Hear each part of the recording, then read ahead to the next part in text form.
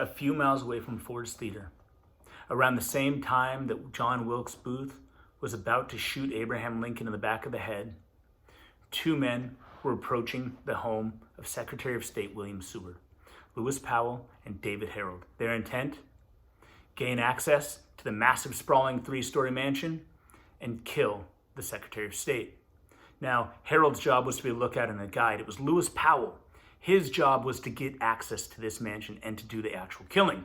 Now, this is a difficult task. How do you get into a man's house at 10 o'clock at night? They came up with a pretty brilliant strategy, surprisingly. They claimed that Lewis Powell claimed that he had a package from the doctor, Dr. Verde, of Secretary of State, and that the package was medicine. They wrapped it up, and Lewis Powell walks to the door. He knocks on the door. One of the friends of Secretary of State answers the door, and Powell says, "I have a package. I have to deliver it to him. It's from Dr. Verde." The man says, "I'll take it to him. Can be entrusted." And he says, "No, you don't understand. I have to give this to him personally. It is my job. I must give this to the man personally." He says, "No, I'll take it. They argue back and forth. Powell just won't stop. "I have to give it to him. I have to give it to him. I have to the Secretary of State." Slowly he's inching himself inside the door. He finally gets inside the door. Now, he doesn't know which room the Secretary of State is in. It's a huge mansion. It's 3 stories. He can pretty much rule out the first floor, but after that, where does he go? So Lewis Powell's arguing back and forth, but slowly he begins to walk up the stairs, one after another, up this big marble staircase. And finally he gets to the 2nd floor, and he's not sure where to go, but he's having this argument out with the Secretary of State's, actually it was his butler, not his friend, that he was arguing with. And finally another person comes out, Frederick. And Frederick is the son of the Secretary of State, and Frederick comes out and says, "What's the commotion? What's going on?" Lewis Powell says, "I have medicine for the Secretary of State. I need to give it to him." Well, Frederick says, "Well, give it to me. I will make sure that he gets it." Now, Lewis Powell, he's not sure what to do, but again, he insists, "I have to give it to him." Now they think, this guy's kind of stupid. Like, you're taking these directions awfully seriously. The doctor didn't mean to hand it to him specifically. He just meant to deliver it to him. So they're treating him kind of like he's a moron. So Frederick insists, "Give it to me."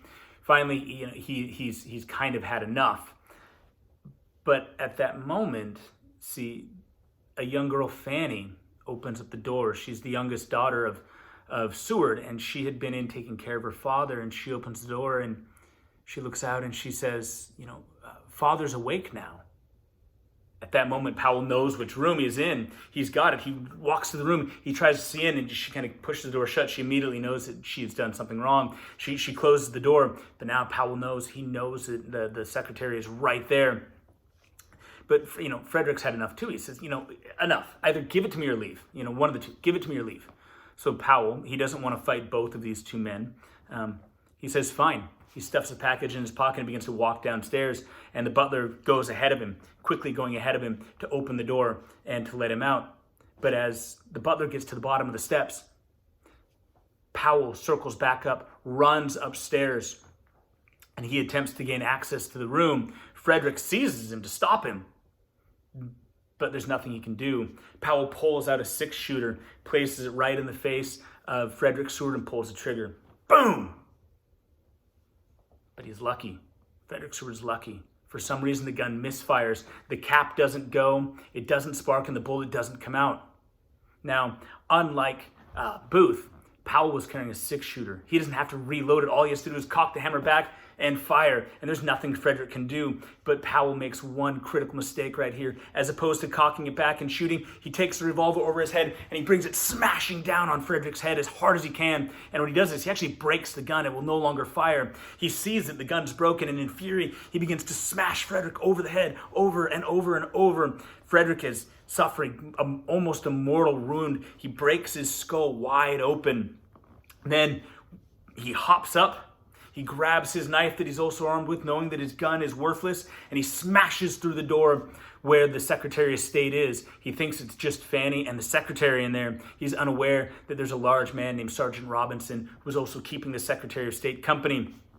He runs in, he sees the Secretary of State, shoves Fanny aside, and he runs to the bed. He jumps on the bed. Now it's dark. It's very dark in there. He jumps on the bed. He finds the Secretary of State, and he brings the knife down, slashing across the pillows.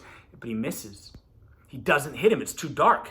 And besides that, the Secretary of State isn't in the center of the bed like a normal person. He's off to the side because his arm is elevated just slightly because it's broken. And so he's on the very edge of the bed. He brings it down, slashing again, and misses. And then he misses again. At this point, Robinson, he sees what's happening. It all happened so quick. And he runs to get a hold of Powell, who is a big man.